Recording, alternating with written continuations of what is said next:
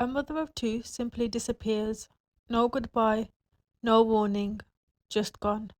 Her phone dead, her car abandoned on the side of a road near the woods, her credit card sitting on the driver's seat like she'd just stepped out for a moment. But she hadn't, and when investigators finally tracked down the last man she'd been seen with, they watched him walk into the woods carrying a shovel. They heard digging. What they found next would send shockwaves through an entire community and reveal a night of desperation, deception, and death that no one ever saw coming. If stories like this one, where the truth refuses to stay buried, hit you somewhere deep, then you're in the right place. Subscribe to Crime Flux right now, hit that like button, and drop a comment below telling me, do you think justice was truly served here? Every comment, every like keeps stories like this alive. Now let's get into it. It was Valentine's Day, February 14th, 2023, a day the world associates with roses, candlelights, whispered promises. But for 44-year-old Nancy Howry, it was something else entirely. It was the day her world had already been unraveling thread by thread, as she was desperately searching for someone, anyone, to hold her together. Nancy wasn't in a good place. She hadn't been for a while. 4 years earlier, in 2019, she and her husband Todd had divorced after what friends and family described as a turbulent marriage. They shared two children, a 12-year-old daughter and a 9-year-old son, and custody arrangements that kept their lives uncomfortably intertwined. Nancy loved her children fiercely. That much nobody disputes. Her YouTube channel, active between 2015 and 2016, was a quiet window into the woman she used to be. Baking videos, cleaning tips, book reviews, laughing children in sunlit kitchens. A mother fully present, a woman who seemed to have it all. But by 2023, that woman felt very far away. The years since the divorce had piled weight onto Nancy's shoulders in ways that would crush most people. Court records show a 2019 battery charge, domestic violence related, that prosecutors ultimately chose not to pursue. In 2022, she was charged and convicted of driving under the influence and resisting arrest. She was now on probation, walking a legal tightrope every single day. And it was getting worse. Just days before Valentine's Day, a judge had ruled against her in an ongoing divorce dispute. Nancy owed Todd approximately $60,000 she didn't have. The ruling had devastated her. Her mother later recalled that Nancy had gone into her words, to the depth of her heart, into the horror and the desperation. On top of that, Nancy had just been told her lease would not be renewed. She would need to find somewhere new to live by the end of the month. She was also locked in a legal dispute with the Bank of America. She was drowning. And on Valentine's Day, a day that seems almost cruelly ironic in retrospect, she decided to go looking for a lifeline. According to her mother and multiple people who spoke with investigators, Nancy had been active on several dating apps including Tinder.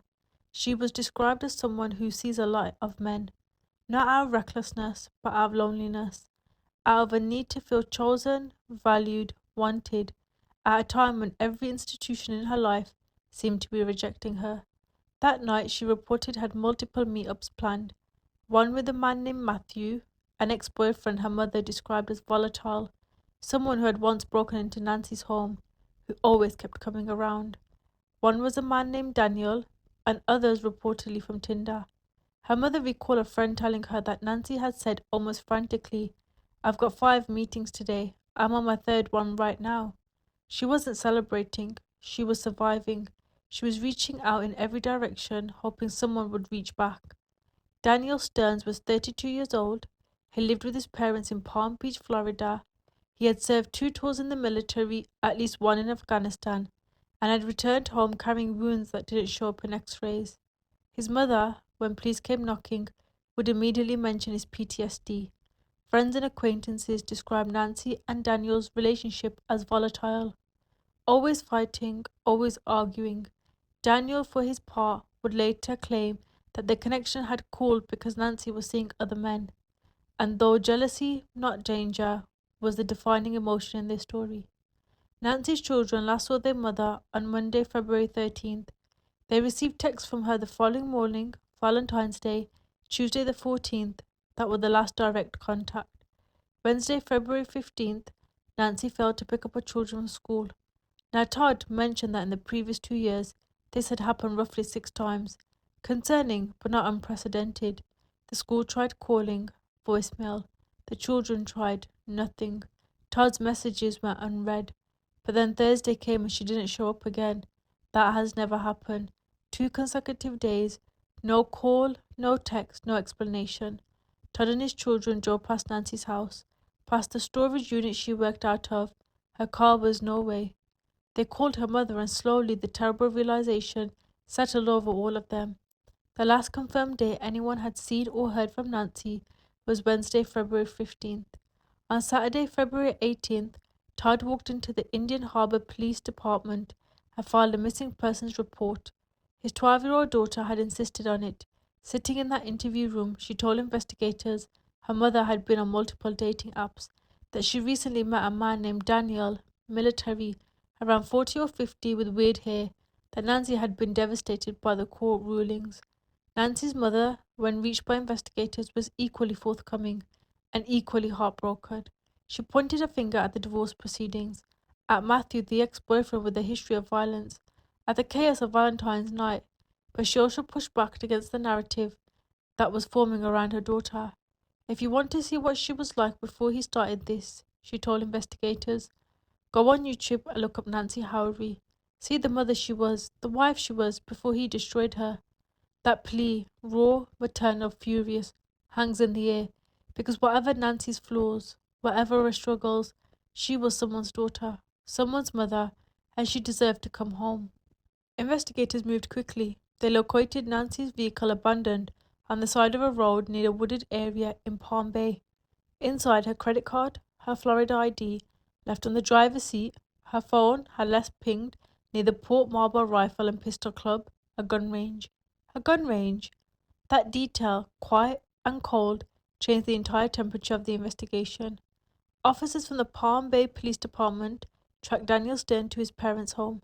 His mother answered the door, immediately volunteering that Daniel had PTSD, almost as though she already feared what the conversation was about.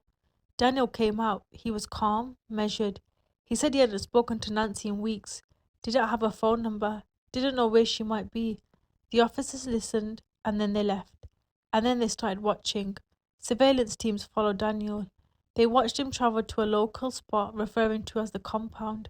The next day, they watched him enter the woods carrying a shovel. They heard digging. Time slowed. Every minute of silence from those woods was another minute of dread. Hours passed. Daniel emerged. He drove to a nearby canal. Officers followed. He was carrying a bucket. That's when they moved in. Daniel was detained, brought in for questioning, and eventually, piece by piece, under the weight of what investigators already knew, he confessed. He called it self-defense. His version. Nancy had come to see him on Valentine's night. They had gone to the gun range together for what he described as a training session. During that session, she had allegedly tried to grab his gun. A struggle ensued, and Daniel shot Nancy in the head. He then moved her body into the woods, buried her, and then, not satisfied that burial alone would erase what he had done, he returned, dug her up, and burned her remains using lighter fluid. He was planning to make her disappear permanently, not just from his life, from existence. Investigators combed through his digital footprint. What they found in his search history painted a damning picture. Evidence suggesting premeditation, not planning. Planning, not impulse. The story of an accident gone wrong began to crack under the weight of what he had searched for, what he had prepared. Burnt bone fragments, a tooth, scattered evidence of a life ended and now erased. Nancy's remains were later identified through forensic evidence. She had been a daughter, a mother, a woman in pain, a woman still looking for warmth on the coldest kind of night, and she had been murdered.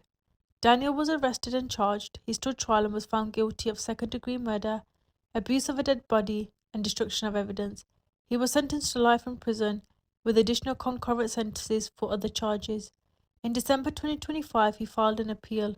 The legal machinery continues to turn, but Nancy's children are growing up without their mother. Her YouTube channel, though quiet, sunlit videos of a woman who loved baking and books, and her babies remain online. A digital ghost, a reminder of who she was before everything fell apart.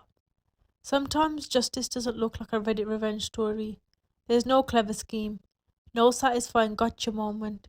There's just a man who thought he could bury the truth in the woods, and investigators who refused to stop digging. Justice in Nancy's case came not just because someone outspotted a villain, but because a 12-year-old daughter insisted her mother to be found. Hold on to that, because sometimes love is the most relentless investigator of all.